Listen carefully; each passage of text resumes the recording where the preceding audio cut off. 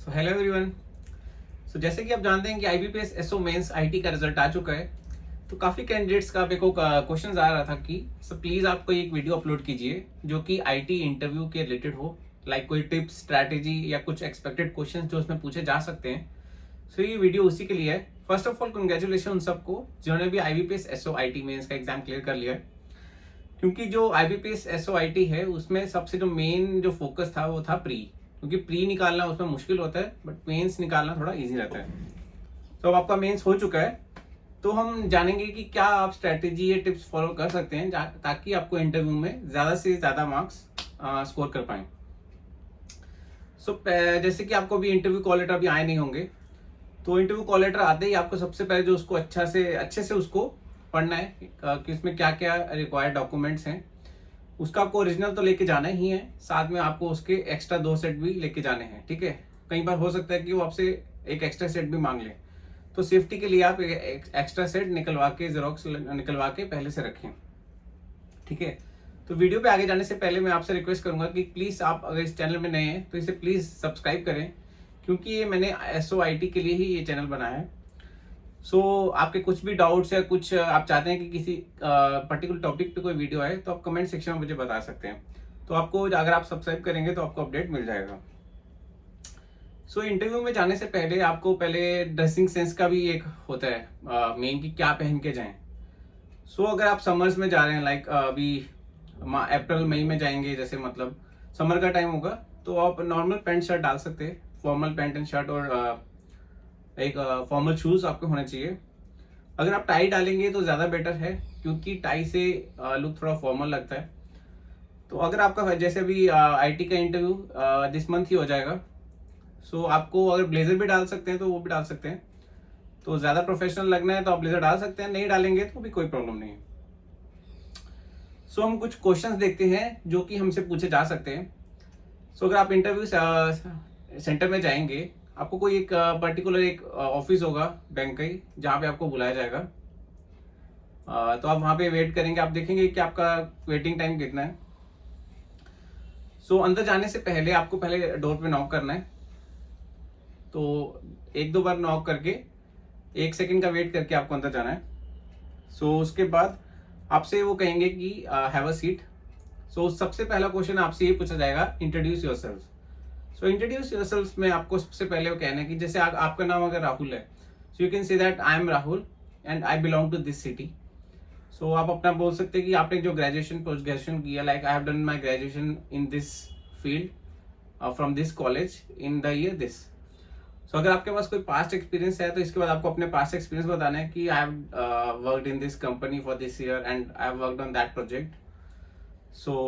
उसके बाद आपको लास्ट में अपने हॉबीज के बारे में बताना है। नहीं भी बताएंगे तो भी चलेगा, बता देंगे तो भी चलेगा, क्योंकि अगर बता देंगे उनको कुछ इंटरेस्टिंग लगा तो वो उसके ऊपर भी एक क्वेश्चन पूछ ही लेंगे। ठीक है, कोई ऐसी हॉबी नहीं बतानी है आपको जो आप नहीं करते हो। ठीक है, जो आप हॉबी मतलब असली में करते हैं वही आपको उनको बतानी, क्योंकि अगर उन्होंने कुछ क्वेश्चन पूछ लिया और आपको नहीं आया तो it will be a problem. क्या क्वेश्चन पूछे जा सकते हैं, मैंने कुछ क्वेश्चन सेलेक्ट किए हैं, like HR and banking industry related questions, like why do you want to work in the banking sector as an IT officer. ठीक है, क्यों IT ऑफिसर में क्यों वर्क करना चाहते हो आप? कॉलेज में प्लेसमेंट लेके भी काम मतलब जॉब कर सकते थे। आपके पास एक वैलिड आंसर होना चाहिए इसका। आप ये क्वेश्चंस नोट डाउन कर सकते हैं और इसके ऊपर अपने हिसाब से आंसर बनाएं। कोई जेन्युइन आंसर ही बनाएं, कोई ऐसे मतलब कहीं से रटा हुआ आंसर नहीं बनाएं, क्योंकि उनको भी पता है कि कौन से आंसर जेन्युइन है और कौन से नहीं।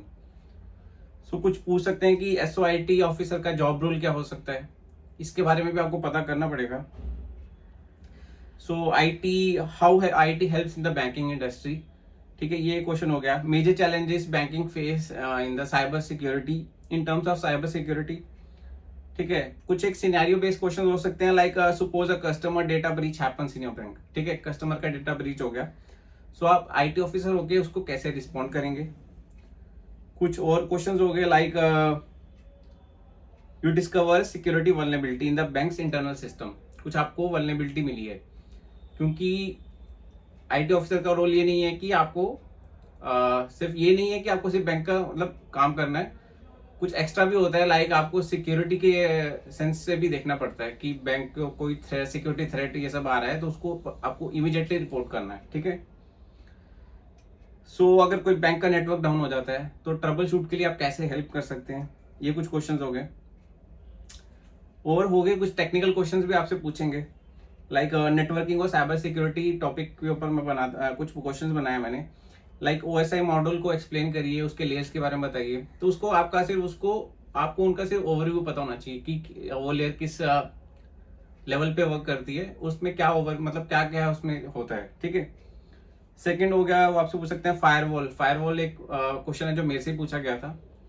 फायरवॉल हो गया, उसके बाद जो भी सिक्योरिटी रिलेटेड डिवाइसेस हैं कि फायरवॉल क्या करती है, उसका मेन रोल क्या होता है, ठीक है। DDoS attacks and DoS attacks ये क्या होते हैं, इसके बारे में आपको पता होना चाहिए। और फ्लडिंग और डॉस अटैक के ऊपर आपको डिफरेंस पता होना चाहिए, क्योंकि मेरे से भी ये क्वेश्चन पूछा गया था। सो डिफरेंस आपको पता होना चाहिए HTTP और HTTPS के बीच में, दोनों के बीच में क्या डिफरेंस है, पोर्ट नंबर क्या है, कुछ ऐसे एप्लीकेशंस है, प्रोटोकॉल्स हैं जिनका आपको पोर्ट नंबर पता होना चाहिए, लाइक SSH हो गया, टेलनेट हो गया, इनके पोर्ट नंबर्स आपको पता होने चाहिए।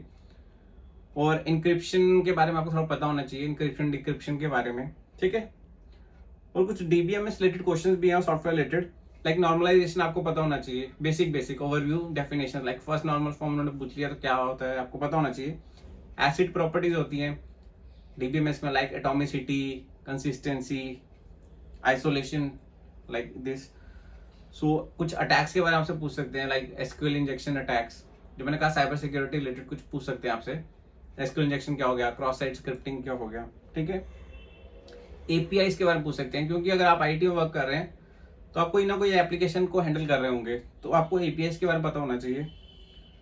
सो लाइक CBS के बारे में आपको पता होना चाहिए, कोर बैंकिंग सोल्यूशन, लाइक कुछ बैंक्स फिनेकल यूज करते हैं, कुछ बैंक्स यूज करते हैं, तो वो किस कंपनी ने प्रोवाइड किया वो आपको पता होना चाहिए।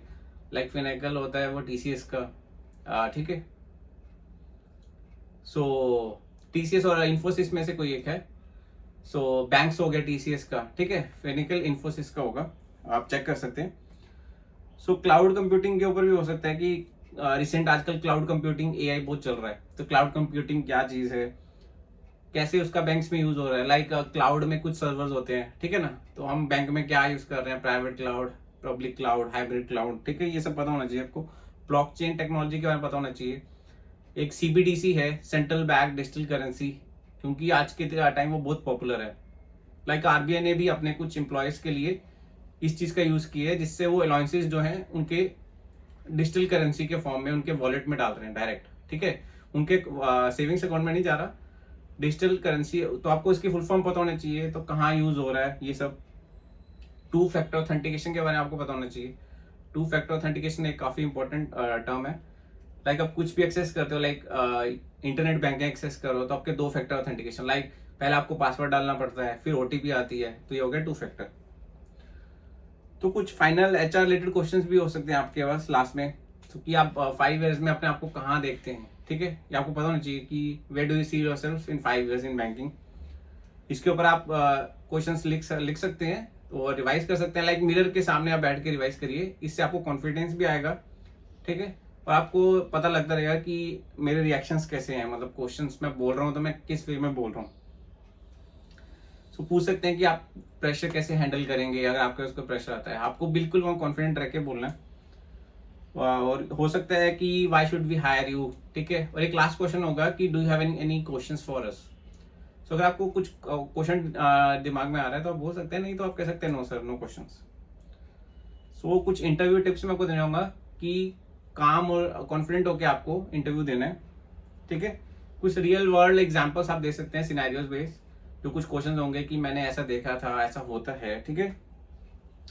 और बैंकिंग टेक्नोलॉजीज के बारे में अवेयर रहिए, और इसके बारे में भी अवेयर रहिए जो बैंकिंग अवेयरनेस है, लाइक मॉनेटरी पॉलिसी के बारे में आपको पता होना चाहिए कि current repo rate, reverse repo rate क्या चल रहा है, डिफरेंसेस बेसिक इसमें पता होना चाहिए।